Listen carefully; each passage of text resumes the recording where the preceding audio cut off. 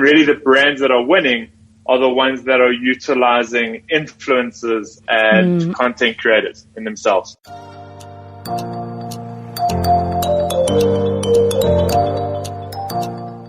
Hello there and welcome to another guest segment of the Breakfast Connect on Africa Business Radio. I am Chukunonso Modi. Today we are looking at what happens when the internet and commerce collide. What comes out of it? What does it give birth to? Now joining us to have this conversation is a man with vast experience in digital innovation, having worked across multiple verticals, particularly fintech, e-commerce and digital natives at Africa's only Facebook marketing partner. Since then, he's heavily focused on the growth of leading accounts and agencies as well as TikTok's preferred creator partner agency. He's the head of growth and innovation at Infinity Media, Greg Bailie. Welcome, Greg. We're delighted to have you here. Oh, thank you so much. Really appreciate it. Looking forward to our chat today. Okay. So let's start with this. What happens when internet and commerce collide? I suppose it's quite an open-ended question, but I think to kind of set the tone today, what we're seeing is obviously the rise of influencer marketing. Okay. As we see more and more time being spent on social media channels, be it Facebook, be it Instagram, and then obviously the massive rise of TikTok, we're seeing more and more content being created. This content is being created by creators or by influencers themselves. And what we're seeing is absolutely the ability to influence purchase decisions. Okay. So what we've actually seen is about 70 or 80% of consumers actually discover new products. They research online and actually turn to social media influencers to actually make or drive some sort of purchase consideration in itself. All right. Now, this brings me to community commerce. What started it and how has it evolved so far? How has it also helped businesses today? What role has it played for businesses today? Yeah, so community commerce is quite an interesting kind of thing to look at. So really, it's risen out of TikTok in itself. Okay. What they kind of describe it as is the connection between brands, the users or the community of their platform and creators themselves, and working in this entire ecosystem to drive commerce ultimately.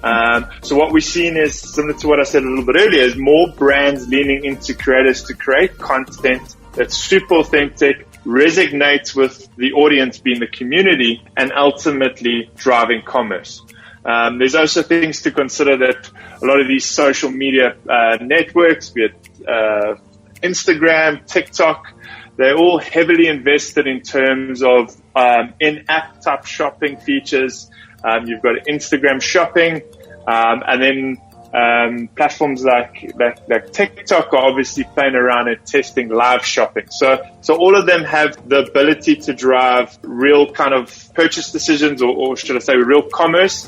But at the same time, what they're also looking to explore is how to do it in the most frictionless manner, ultimately. Okay. Now, if I could give you a simple example, is in China, what you would have is beauty influencers pretty much doing live reviews on products, and then the ability to click through and purchase straight away in-app. And it just gives that entire frictionless shopping experience in itself. Okay. Now, with what you said, community commerce is really big and brands are now keen into it. But still, would you say there's still a divide between online communities and businesses? Have these businesses recognized the need for community commerce? We're still very much in the early kind of aspects of it. What we're still seeing is obviously brands being separated, driving out their own brand communications, typical brand comms. But as we see, there's less resonance, less impact through traditional kind of ad comms or traditional brand comms, like I said. And really the brands that are winning are the ones that are utilizing influencers and content creators in themselves. So I suppose it's a simple question of how early these brands kind of adopt and start utilizing the various creators. Okay, now speaking on online community, how can you build an online community for your business? or brand? What are the strategies you need to successfully build one? Yeah, I think obviously, all these channels allow you to build up your social media presence by having a brand page, creating content at scale, and engaging with your core consumers. I think in terms of building out a community, again, it's constant presence in terms of engagement, creating content that is relevant to the audience.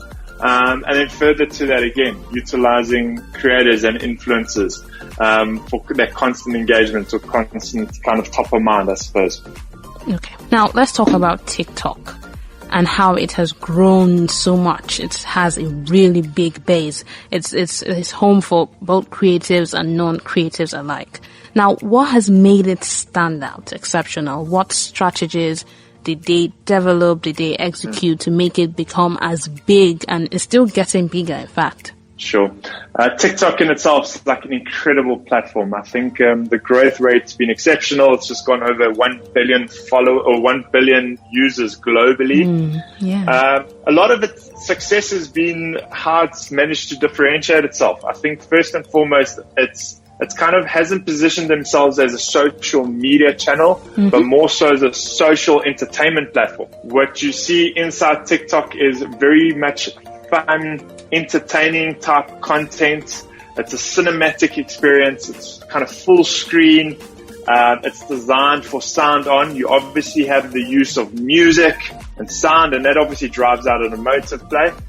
At the same time, it's a place where people can be real, they can be authentic. And overall, it's just an incredible experience. So you kind of, what we've seen is people obviously utilizing the platform. There's this massive consumption rate in the amount of time spent in app. And once they leave the platform, they actually feel good. It brings joy ultimately. So yeah, I would say that's where the success is like. Okay. That's interesting. Yes, it actually leaves joy because so many people, it's either they're doing one thing or the other on TikTok. Now, we have established that the real secret behind community commerce is rooted in creatives. Now, what type of creative content resonates with people? So again, that comes down purely to the kind of interest types or archetypes, essentially. And those are the brands that we're working with. So ideally what we've seen is this, if you look at influencer marketing as a whole, what we've seen is this seismic shift from kind of macro or celebrity type influencers more towards micros and nanos. Why? Because it boils down again to resonance and authenticity. What we've seen is within the micro kind of tiers is people that almost become specialists within a specific interest type. Take, for example, a beauty blogger or a food blogger.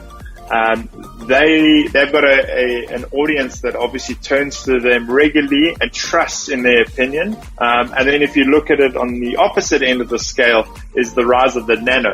The nano is a ordinary person, just like you and me, probably got a following of 1,000 or a couple of thousand on all their social media channels, but at the same time, a very trusted network. Simple example of that is if I was to put out a post today talking about a coffee shop and how incredible the coffee is around the corner, I could almost guarantee you that 10 out of my, or 10 or 15 or 20 of my friends would probably pop into the coffee shop over the next week.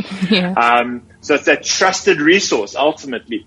And that's what we're seeing. So when you talk about kind of the various kind of categories, it works across all categories, and definitely what we're looking for is a specialist within categories or a trusted resource ultimately.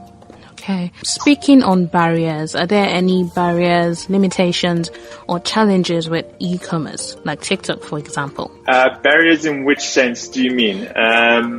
Maybe government policies, maybe people saying that social media is taking so much time and the likes. No real barriers. What we've seen, obviously, if you look at it from a digital marketing perspective, obviously you've got search or Google, which delivers out incredible in terms of performance. But ultimately, if you look at the social media channels, people, like I said earlier on, are on the platform. They're there. It's all discovery driven. They're there to discover new brands, new experiences, this, that, the other. So I think there's an opportunity on social channels is one, to create awareness of your business or your brand or whatever the case may be, drive definite consideration.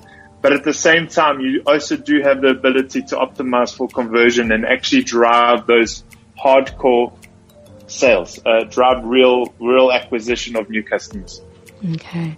Now, finally, where do you see e-commerce in the future? Give us a view. So e-commerce, where we're seeing is obviously we obviously seen Shopify in itself, enabling pretty much anybody to start up an e-commerce store. The ability again it's fully integrated into all of these social channels, Google digital channels. So it allows any business owner to pretty much pick up, start selling both locally and globally through these platforms.